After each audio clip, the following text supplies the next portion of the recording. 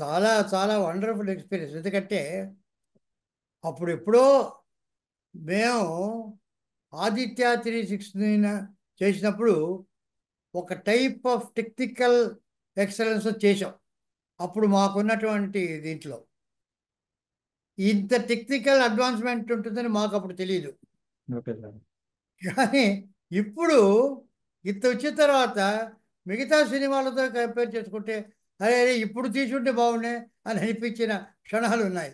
So sir. అలాంటప్పుడు ఉన్నట్టుండి sir. నిర్మాత శివలింగ కృష్ణప్రసాద్ గారు దీన్ని కంప్లీట్గా అప్గ్రేడ్ చేసి కాంటెంపరీ టెక్నాలజీకి ఈక్వల్గా మళ్ళీ చేసి దాన్ని మళ్ళీ రీరిలీజ్ చేస్తానంటే దీనిని దీన్ని చూడాలని ఆసక్తి ఉన్న మిగతా వాళ్ళందరూ రావచ్చండి.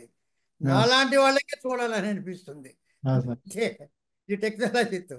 So that is very very very thrilling experience. చాలా బాగుంది, ఇంట్రెస్టింగ్గా ఉంది.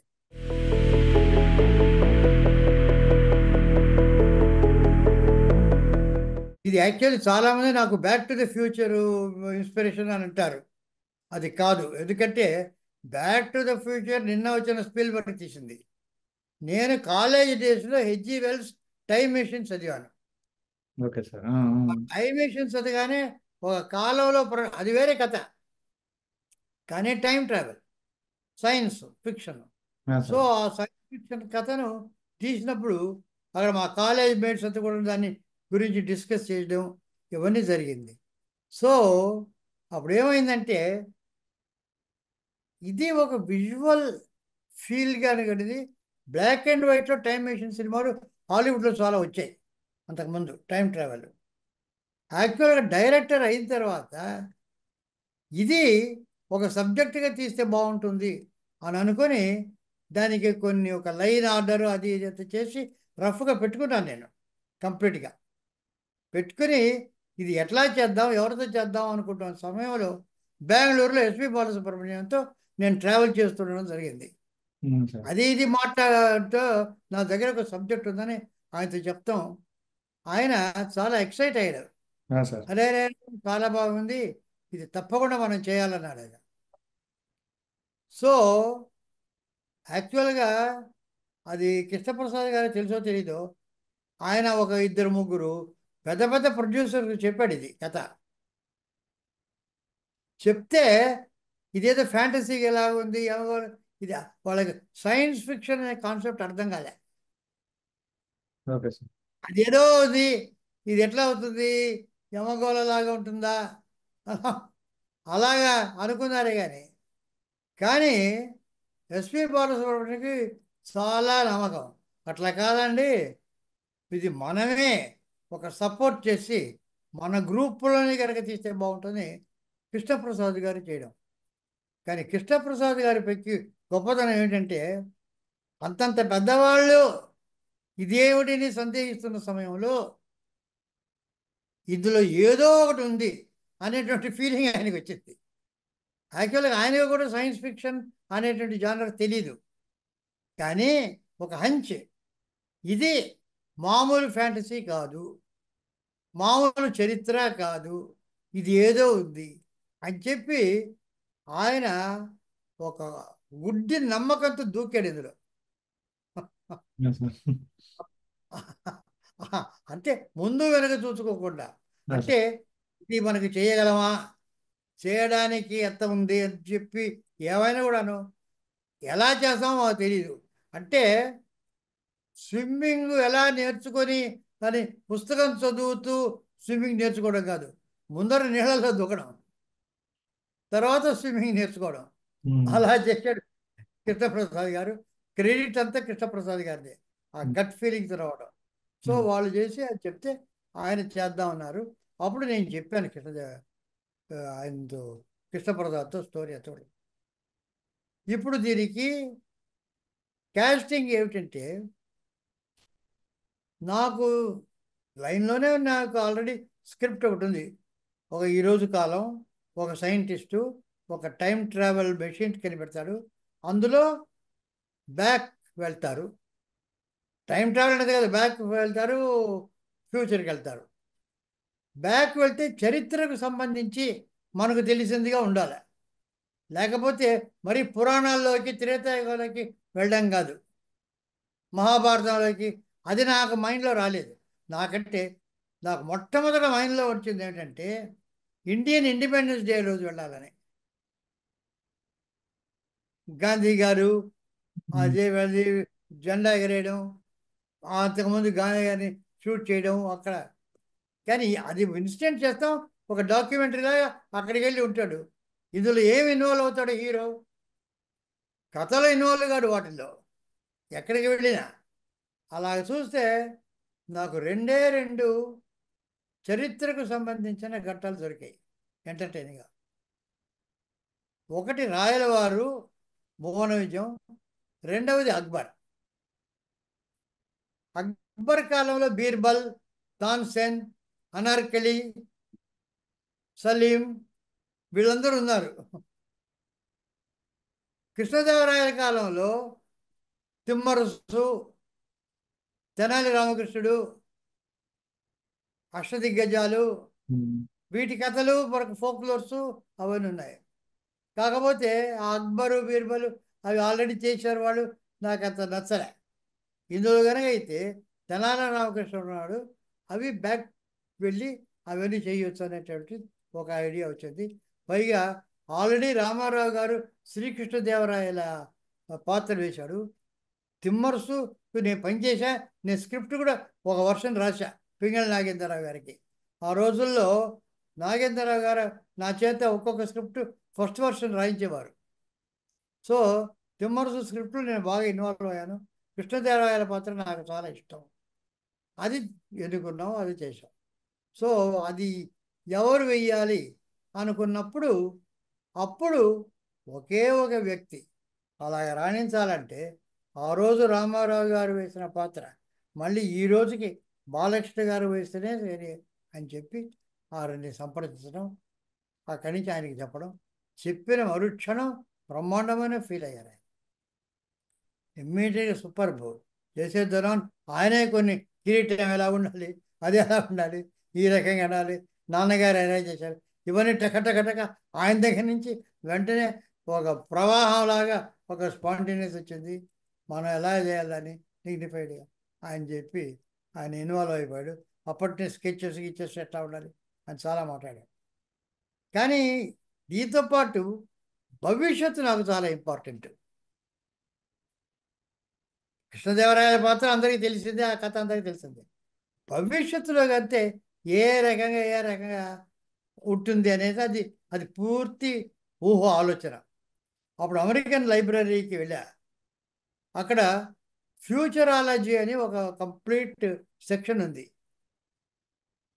ఆ ఫ్యూచరాలజీ చదివితే అది చాలా పెద్ద సబ్జెక్ట్. అది అంటే ఈవేళ ఒక చోట ఒక ఏరియాలో ఒక యూనివర్సిటీ ఒక కాలేజీ కట్టాలనుకోండి, 50-75 సంవత్సరాల తర్వాత ఆ ఏరియా ఎలాగ ఉంటుంది అనేటటువంటిది అంచనా వేయడం స్టాటిస్టిక్స్తో, అది ఫ్యూచరాలజీ. సో ఎన్నెన్ని రోడ్లు వస్తాయి, ఎంతమంది పాపులేషన్ పెరుగుతారు, ఎన్నెన్ని అంగళ్ళు వస్తాయి, జనానికి ఎట్లా ఉంటుంది, ఇవన్నీ టౌన్ ప్లానింగ్. ఇప్పుడు ఏదో ఒక సిటీ ఏదైనా కట్టాలనుకుంటే, క్యాపిటల్ ఏదైనా కట్టాలనుకుంటే 70-100 సంవత్సరాలు అయిన తర్వాత ఎలా ఉండాలనేది అంచనా వేయాలి. అది అసలు మెయిన్ ఫ్యూచరాలజీ. కానీ నాకు కావాల్సింది కట్టుకథలు ఫ్యూచరాలజీలో ఎవరెవరు చేస్తారని. అది నేనే ఇమాజిన్ చేసుకొని ఎవరో మైండ్లో ఏదైనా చేస్తుంటే వాయిస్లో వస్తుందని, ఇటువంటివన్నీ కూడాను మేమంతా ఊహించుకొని తమాషాగా నేను జంధ్యాల కూర్చొని అవన్నీ అనుకున్నాం. చక్కటి మాటలు, మన మనసులో ఏదనుకుంటే అది నోట్ల నుంచి వచ్చేస్తుంది మాటగా. కాస్త ఆలోచించవద్దు అంటే ఆలోచించకుండా ఎలాగున్నానండి అని ఇటువంటివన్నీ కూడా మేము అల్లుకొని ఫ్యూచర్ అంతా బాగా ఎంజాయ్ చేస్తూ రాసుకున్నాం.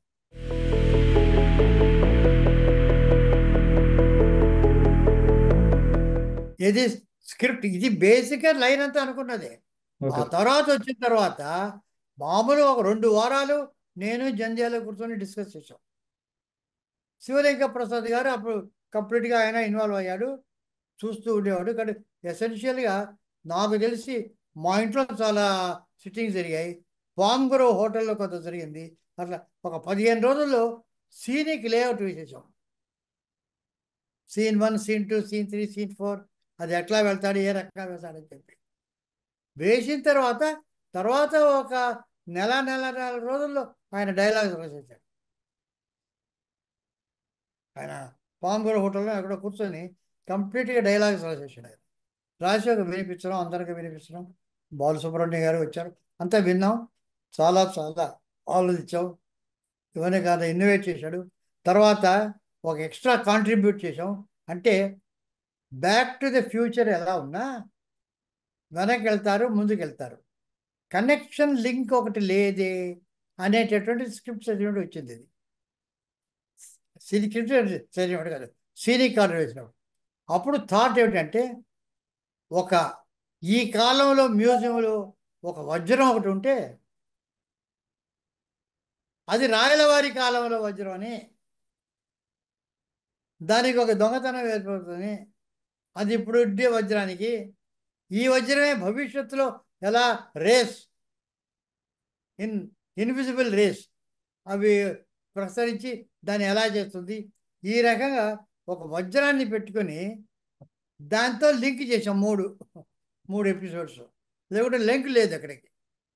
సో ఇది భవిష్యత్తు, వర్తమానం, తర్వాత పాత కాలం, భూత భవిష్యత్ వర్తమాన కాలాలు అలా చేసాం. ఆ వజ్రం ఒకటి యాడ్ అయింది, దాంతో ఆయన స్క్రిప్ట్ రాసేసాడు.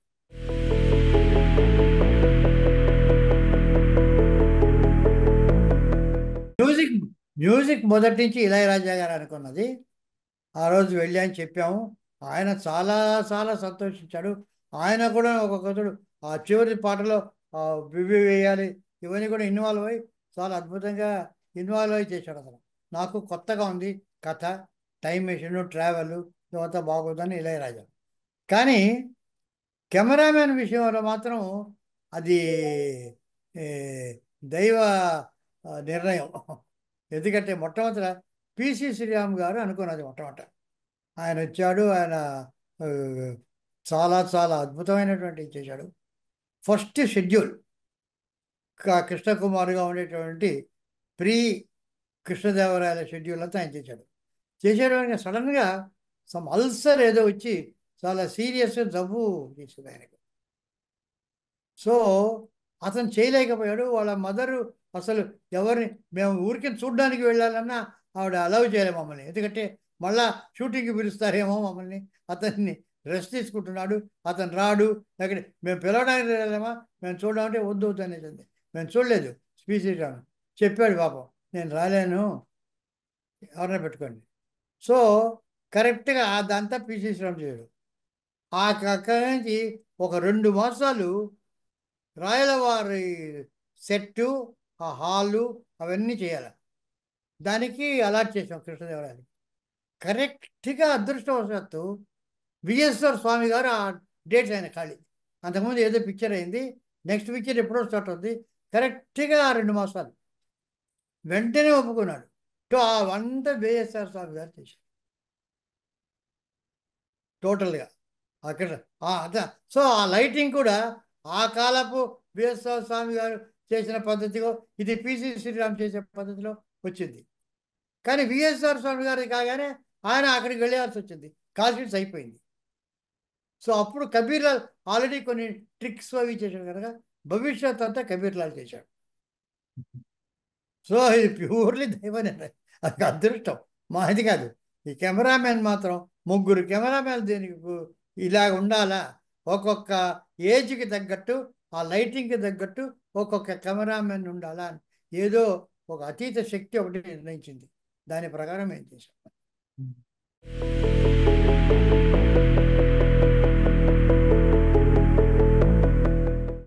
పేకెట్ గారు మొదటి నుంచి ఆర్ట్ డైరెక్టర్, ఎందుకంటే రాయలవారు ఆ సెట్టు అదంతా చేయడానికి. టైం మెషిన్ డిజైన్ చేయడానికి స్కెచెస్ వేసుకుందాం ముందర. నేనేమంటే రియల్ టైం మెషిన్, మామూలుగా డమ్మీ చేసేసి ఏదో చేయడం, ఆ రోజు ట్రిక్స్ లేవు, రియల్గా చేయాలని. మొక్కితే ఆ స్టెప్స్ అంతా రావాలా, లోపల గ్లాస్.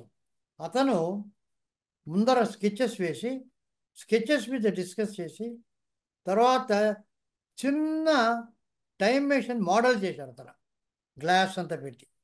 చిన్న సైజు చేసి దాంట్లో మార్పులు అక్కడే దొక్కితే అవన్నీ చేశాడు కష్టపడి చేసి అది దాని మీద డిస్కస్ చేసి తర్వాత సెట్లో పెద్ద సెట్ లోపల వెళ్ళేటట్టుగా కావాలన్నాను నేను. అలాగే చేశాడు. నొక్కితే అంత స్టెప్స్ వస్తుంది, లోపల వెళ్తాడు, కుర్చీలు, గ్లాసు, టీను అన్నది వీళ్ళందరూ రావడము. సో అదంతా టైం మెషిన్ తిరగడము, మోటార్ దానికి ఒక మెషిన్ పెట్టి అది తిరుగుతుంటే వాళ్ళందరూ బయటికి పడడం, స్మోక్ దానికంతా గ్యాస్ నుంచి స్మోక్ వెళ్ళడం, ఇవన్నీ కూడా అతను తయారు చేశాడు ఆన్ ద సెట్. అందుకనే అంత రియల్గా ఉంటుంది. అవన్నీ గ్రాఫిక్స్ కావు. స్మోక్లో నుంచి గ్రాఫిక్స్లో వచ్చే వచ్చిన స్మోక్ కాదు, అది రియల్ స్మోక్. దగ్గ దగ్గ దగ్గ దగ్గ అని వస్తుంటే అది నిజంగా తిరుగుతుంటే అవన్నీ అది తిరుగుతున్నప్పుడు వాళ్ళు వెళ్తుంటే రియల్. అందుకని జనానికి అంత పర్సనల్ ఫీలింగ్. నేను ఎంత గ్రాఫిక్స్ చేసినా తెలిసిపోతుంటుంది ఇది గ్రాఫిక్స్ అని. ఆ రియల్ కనుక అంత ఆకట్టుకుంది జనాన్ని.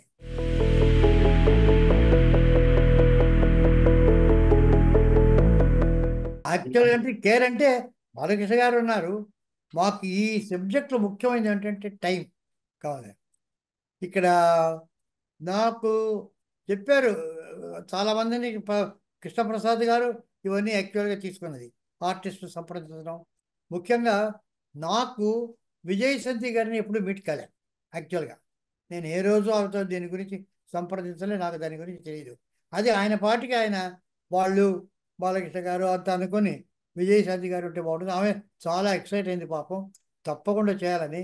కానీ టైము, కాల్ షీట్స్ వాటి మీద ఉంది. ఇక్కడికి 10 రోజుల తర్వాత నాకేమిటంటే ఈ పర్టికులర్ సబ్జెక్టు భవిష్యత్తులో రావాలి.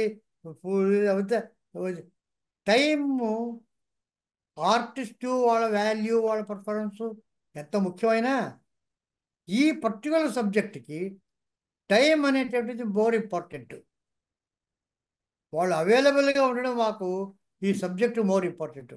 అందుకని ఎవరికన్నా చూద్దామంటే మరి కృష్ణప్రసాద్ గారు ఎలా చేశారో, నాకు మోహిని అనే అమ్మాయి ఎలా వచ్చిందంటే, నేను అప్పుడు మైకేల్ మదన కామరాజన్ చేస్తున్నాను, ఆ వర్క్లో ఉన్నాను. సో పంజు అరుణాచలం గారని ఆయన నాకు చాలా పరిచయం. ఒకరోజు మాట్లాడుతున్నాను ఆయనతో నేను. ఆయన గొప్ప నిర్మాత, పాటల రచయిత ఇవన్నీ కాకుండా ఒక చాలా ఫెనటిక్ రేస్ గోయర్ ఆల్సో. ఆయన ఎప్పుడు హార్స్ రేస్ పుస్తకం పట్టుకొని ఉంటాడు ఆయన. అది ఆయన ఒకరోజు నేను మాట్లాడుతూ మేము ఈ రకంగా వెతుకుతున్నామంటే ఆయన చెప్పాడు, ఆయన హార్స్ క్లబ్లో సెక్రటరీ ఒక అయినాడు. ఆయనకి నాకు బాగా పరిచయము. ఆయన కూతురు ఒక ఆమె ఉంది మోహిని అని, ఏదో ఒక పిక్చర్ చేసి తర్వాత ఎవరో చెప్పారు, శ్రీరామ్, పిసి శ్రీరామ్ కూడా ఆమెకు ఏదో తెలుసు అని చెప్పారు, నాకు తెలియదు అది. ఈయన వెంటనే ఫోన్ చేసి అది అరేంజ్ చేస్తే వచ్చి చూసి సెట్కి వచ్చింది, టెస్ట్ చేసాము. మెయిన్ మాకేంటంటే అందంగా ఉంది, డ్యాన్స్ చేస్తుంది, అంతా చేస్తుంది, కొత్త ఏదో ఒక పిక్చర్లో చేసింది. కానీ availability through out the picture availability అది ముందర అడిగాం. నాకే అభ్యంతరం లేదు. She is excited. ఇటువంటి పిక్చర్ దొరకడం కట్టడం నేను తప్పకుండా చేస్తాను. ఆ అవైలబిలిటీ చాలా ఇంపార్టెంట్ అయింది. సో ఫ్యూచర్కి వెళ్ళినా, కృష్ణదేవరాయలకి వెళ్ళినా, ప్రజెంట్కి వెళ్ళినా త్రూ అవుట్ ఆమె ఉండింది. అది చాలా మాకు ఇంపార్టెంట్ అది. అందుకని ఆ మోహిని అవన్నీ బుక్ చేశాం.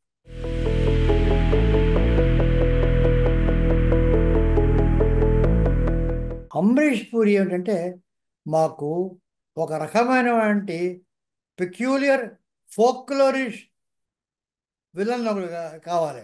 అందులో మిస్టర్ ఇండియా అటువంటి మొగ్గాంబో అని ఇవన్నీ చేస్తూ, అంటే పిల్లలకు జనరల్గా అది వాళ్ళు ఎంజాయ్ చేస్తూ అలాంటి ఒక విలను, రెగ్యులర్గా చాలా భయపడే విలన్ కాదు, అతను చూస్తే ఒక ఎంటర్టైన్మెంట్ వచ్చే విలను. అది నాకు అమరీష్ పురిలో కనిపించింది. అతన్ని పిలిపించి అదే, అందుకనే అతను వచ్చినప్పుడల్లా వాయిలెన్స్ వాయించడము, అతనికి ఒక పెక్యూలియర్ అన్ని రకరకాల క్యూరియోస్ పెట్టడం, ఇటువంటివన్నీ కూడాను. గన్ ఎత్తినప్పుడు అందరూ వాయిలెన్స్ వాయిస్తుంటారు, ఏదేదో క్యూరియోస్ అవన్నీ వజ్రాలు ఎక్కడున్నా, ఒక తంబూర ఉన్నా, ఒక వీణ ఉన్నా సేకరించడం, ఇటువంటి ఫన్నీ లుక్ ఉండింది. సో అమరీష్ పూరి గారు ఎంజాయబుల్.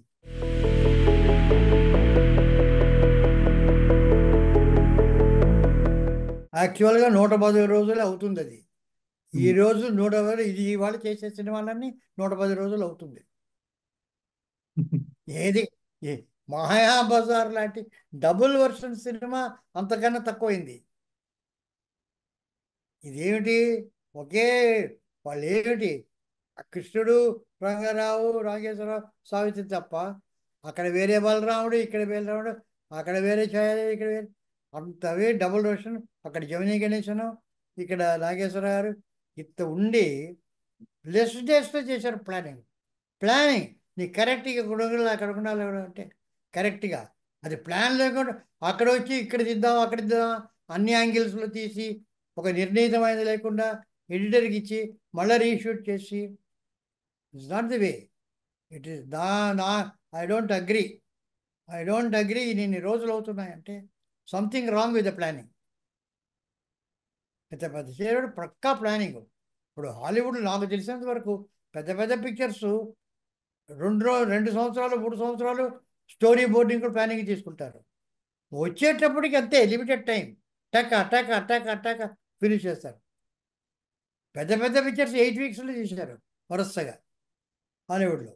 సో ఎవ్రీ షాట్ ప్రతిదీ డిజైన్ చేసి, అందులో ఇవాళ కంప్యూటర్లోనే మీరు డిజైన్ చేయొచ్చు, లైటింగ్ అంతా కూడా అక్కడ చేసి షార్ట్ షూట్ అంటే అది వెళ్ళిపోదు. అప్పటికి ఉన్నాయి చాలా రోజులు. ప్లానింగ్ అన్ని సంవత్సరాలని తీసుకుంటారు వాళ్ళు. సో ప్లానింగ్ కనుక చేస్తే కరెక్ట్గా నిర్ణీతమైన రోజులు వస్తుందని నా నమ్మకం. అది మా ఐ కెనాట్ డినై దట్.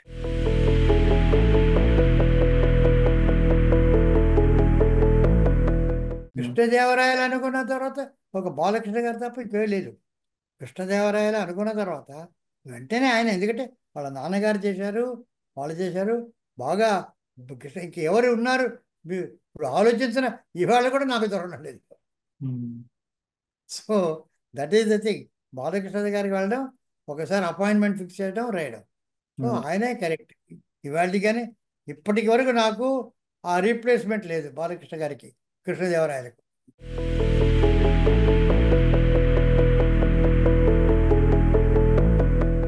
నా వరకు నేను ఆదిత్య, నాకేమిటంటే టైం మెషిన్ అంటే అనేది టైం థియరీ ఆఫ్ రిలేటివిటీ, లైట్తో సంబంధించిన ఆ లైట్ స్పీడ్ ఉంటుంది. ఆ లైట్ స్పీడ్కి సంబంధించింది టైం మెషిన్. కాలేతరం కృష్ణప్రసాద్ వాళ్ళు వెళ్ళేదన్నా రకరకాల అనుకుని ఉండొచ్చు, కానీ నా వరకు లైట్కు టైం ట్రావెల్కు సంబంధం ఉంది. లైట్ 186,000 మైళ్ళు ఒక సెకండ్కు 1000 మైళ్ళు ట్రావెల్ చేస్తుంది. సో దానికి ట్రావెల్ చేస్తేనే టైం ట్రావెల్ సాధ్యమవుతుంది. ఆ టైం ట్రావెల్కు లైట్ ట్రావెల్కు సంబంధం ఉంది. లైట్ అనగానే సూర్యుడు, అందుకని ఆదిత్య. సో ఆదిత్య అనేటటువంటిది స్టార్ట్ అవుతుంది టైం మెషిన్ కనుక నా వరకు. కాకపోతే 369 అనేటటువంటిది తర్వాత పెట్టింది. అది ఏ రకంగా ఉంది 333 ఏదో. ఎందుకంటే పుట్టి ఆదిత్య అంటే అది ఒక హీరో నేమ్ కావచ్చు, ఒక మెషిన్ టైం మెషిన్కి పేరు పెట్టాలి అంతే. సో అప్పుడు నాకు ఇది బోయింగ్ జ్ఞాపకం ఉంది. బోయింగ్ అంటే సరిపోతుంది కాదు, బోయింగ్ 737 అని పెడతారు. ఈ 737 ఏమిటి, అది వచ్చినప్పుడే మనకు ఒక ఎయిర్ క్రాఫ్ట్ అని ఒక ఫీలింగ్ వస్తుంది. లేకపోతే మామూలుగా బోయింగ్ ఏదో కంపెనీ. సో ఏదైనా వస్తే ఆ అటాచ్మెంట్ వచ్చినప్పుడే మీకు నంబర్ ప్లేట్ వచ్చినప్పుడే దానికి వస్తుంది. సో 369 అని 35 రకరకాలుగా 9, మొత్తం మీద 369 ఉంటే బాగుంటుంది. న్యూమరాలికల్గా 9 బాగుంటుంది. 3, 6, 9, 9, 18, 9 ఇట్లాగా అసెండింగ్ ఆర్డరు పైకి వెళ్ళేటటువంటి పద్ధతి. 963 చేయొచ్చు, 639 చేయొచ్చు, కానీ 369 ఆదిత్య 369 అని నిర్ణయించాం. అందరూ అది 369 మాత్రం ఒక సభ వేసి అందరు కూర్చొని ఏది బాగుంటుందని చెప్పాం.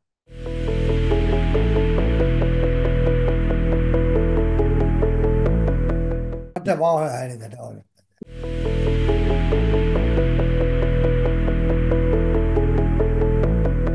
హిందీ మేక్ అడగమని కాదు, అమరీష్ పూరి ఎవరో హిందీలో చేస్తున్నారు ఒక పిక్చరు. అమరీష్ పూరి ఇక్కడ యాక్ట్ చేశాడు, ప్రశస్తుడానికి వచ్చాడు. వచ్చి ఆల్రెడీ వాళ్ళు స్టార్ట్ చేయబోతున్నారు, షూటింగ్ స్టార్ట్ చేశారు. వెళ్ళి మీరు చెయ్యకండి, అక్కడ ఒక సినిమా చేస్తున్నారు ఆదిత్య 369 అని, అది వచ్చి డబ్ చేస్తే మీ సినిమా ఎవరు చూడరని అడ్వైస్ కూడా చేయడం జరిగింది. కొత్తగా చేయడం కాదు, చేసేవాళ్ళని ఆపాడు అమరీష్ పూరి చేయకుండా, ఎందుకంటే అక్కడ వస్తుంది. అదే సంగతి.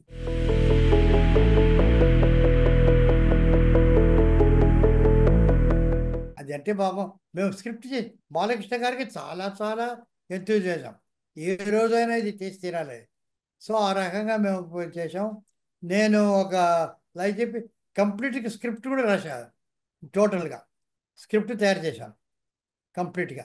ఆయన చాలా ఎక్సైటెడ్. ఇవాళ కూడా అది ఆయన్ని మొట్టమొదటి వాళ్ళ అబ్బాయిని ఇంట్రడ్యూస్ ఫిలింగా అనుకున్నారు కూడా, దీన్ని ఎలాగైనా చేయాలని చెప్పి అనౌన్స్ కూడా చేసి అంతా చేశారు, డిస్కస్ చేశాము. కానీ ఆయనకి ఇంకా ఉంది, ఎప్పుడన్నా ఉన్నప్పుడు ఏ రోజైనా అది మనం చేద్దాం అని అంటున్నారు.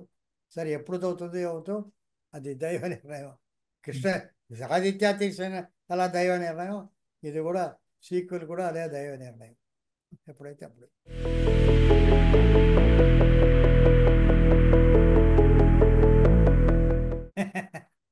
ఇప్పుడు నాకు నిజంగా చెప్పాలంటే 93 ఏళ్ళు దాటి ఉన్న సమయంలో నేను జీవితంలో నేర్చుకున్నది ఏమిటంటే, మొన్నటికన్నా నిన్న గొప్పది, నిన్నటికన్నా ఇవాళ గొప్పది.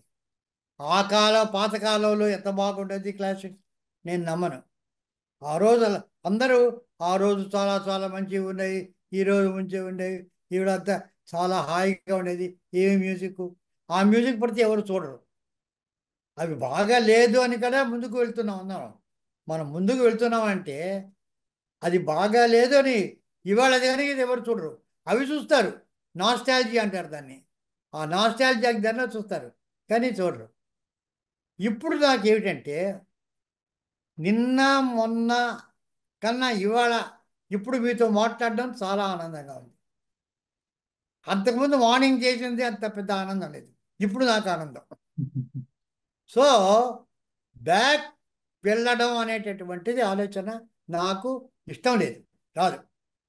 ఒక్క సెకండ్ కూడా బ్యాక్ వెళ్ళలేను, ఎందుకంటే అవంతా పాత అయిపోయింది, మర్చిపోవాల్సింది. ఇప్పుడు లేవు. మనం ఏం చేయాలా, ఈ క్షణంలో మనం ఎలా మాట్లాడాలా, ఏం చేయాలా, ఏమేమి అడుగుతారో, ఏం చెప్పాలా అనే దాని మీద ఆనందం. ఇక నెక్స్ట్కి వెళ్ళొచ్చు, ఆలోచించవచ్చు నెక్స్ట్కి ఎలా ఉంటుందని, అది తిరిగిపోతుంది నాకు. నెక్స్ట్కి పోతుంది అనేటటువంటిది నెక్స్ట్ వచ్చినప్పుడు ఆ థ్రిల్ అనుభవిద్దాం. ఇప్పటి నుంచే కాదు కాదు రేపు మనం వెళ్తే ఈ రకంగా హైదరాబాద్కి వెళ్తే ఇక్కడ ఎక్కడ ఉంటాం, ఏ రకంగా ఉంటాం, ఇవన్నీ ఆలోచనలు వద్దు. నెక్స్ట్ సెకండ్ నుంచి ఆలోచన లేదు, ప్రీవియస్ సెకండ్ నుంచి ఆలోచన లేదు. Live for the present and enjoy and experience the present. అది నా ఇప్పుడు 93 years నా ఫిలాసఫీ.